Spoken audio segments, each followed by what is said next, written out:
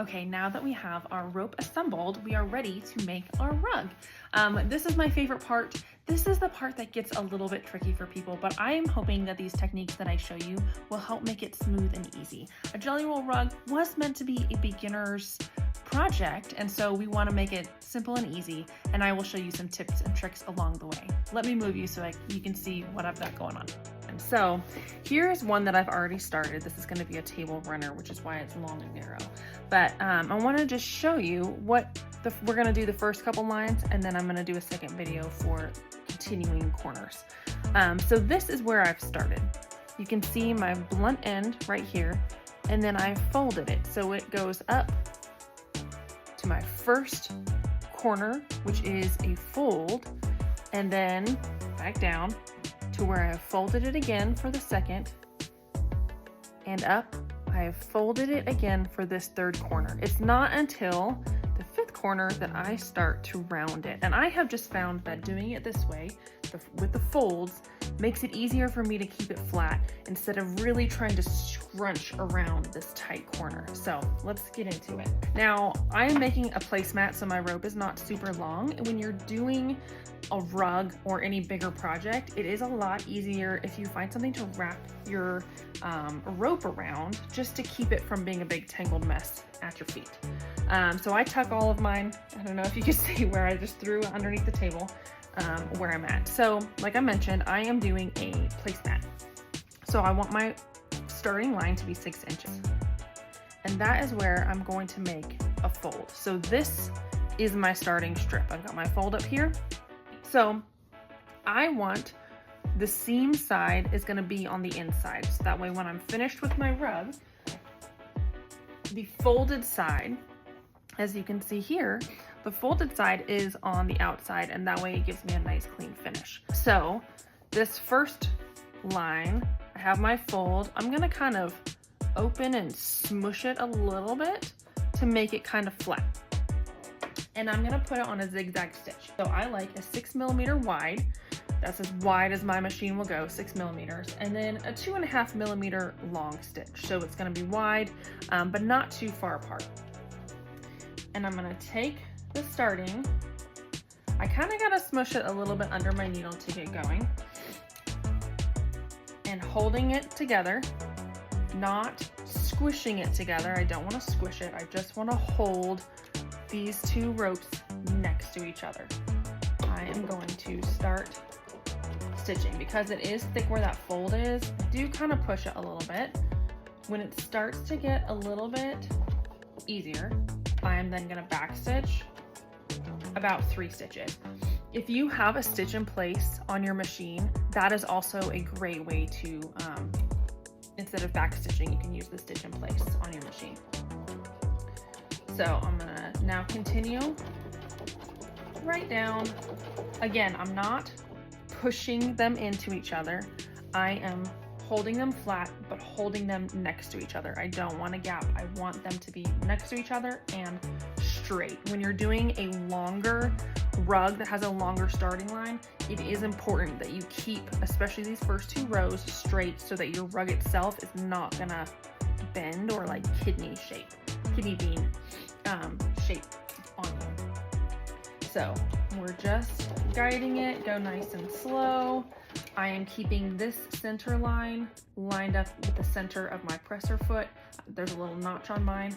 I also am lining up kind of the 2 feet on the sides with my stitch lines on the rope itself. They're for the most part in the center, so it kind of makes it another easier way for me to guide. Okay, from here you can see, it will focus on the right spot. There we go. I have just like a couple inches left on my rope here. Now I do have a clip ready. For this part, I prefer a clip over using pins, and I will show you why. So to make my first fold right here, lining up, we want the first fold to line up with the bottom of that starting strip. And it's gonna make a nice curve right here. Then we need it to go this way, so we're gonna fold under and like kind of throw my rope the longer side of it around my machine so that it's not trying to fall all the way down on me. So Now we're gonna fold this way. It might take a little finagling to get it so that it perfectly outlines your spot or your starting strip right there at the beginning. So this is where I'm gonna take the clip and I'm gonna clip this fold so that I don't have to hold it. I am gonna hold this one. I sometimes find that once I get sewing, this fold maybe doesn't quite line up, and I will adjust that before I stitch it down. But this really helps me just keep it all under control. So I'm gonna continue my stitch all the way up until my zigzag stops just before sewing onto this folded spot, and then I'm gonna turn it. All right, it is just before the fold, and I'll lift my foot and turn. And like I said, as you can see, my fold has already kind of moved here, and that's okay. I'm gonna take the clip off. I will readjust this now, tuck it back in tighter, and now I'm just gonna hold it. But first, I'm gonna back stitch to really secure this whole fold. And then when I come this way, I'm gonna come most of the way to the edge and then back stitch until I get to where the seam is that I need to turn it. So a couple stitches back and go nice and slow. This part is very thick. This is a spot where if my machine's gonna skip on me, it's gonna skip here. Going slowly is gonna be your best friend. So then I back stitched again until it's right behind this seam.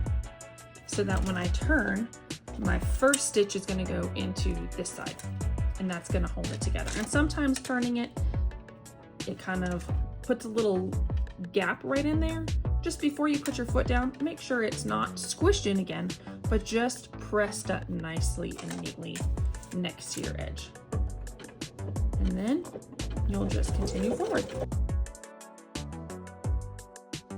Now, this one is a little bit different because as you can see, we have a bit of a curve here already. So when we go to make our fold, we're gonna not want it to be just straight like this because that'll give us a gap. You'll want to kind of pull it in, but it's the same. We're folding over and then we're folding under so that it is nice and up against there. I'm gonna grab my clip again.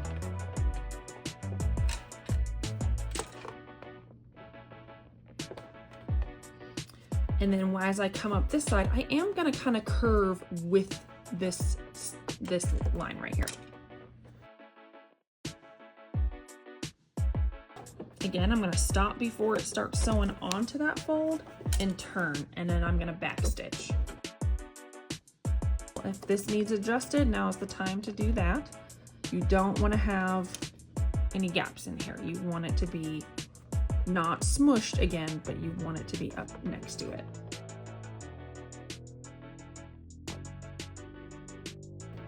There we go.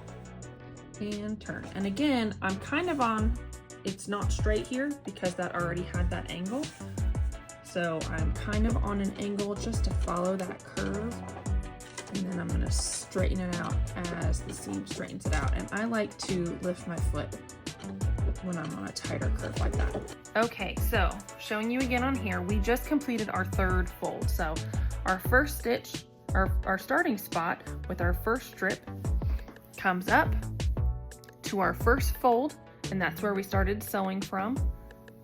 Then down to our second fold, which was this first flip over, up to our third fold, which was our second fold over. So if you keep following around, the next one we're going to do is not going to be a fold over, and I will show you in the next video how to do those ones.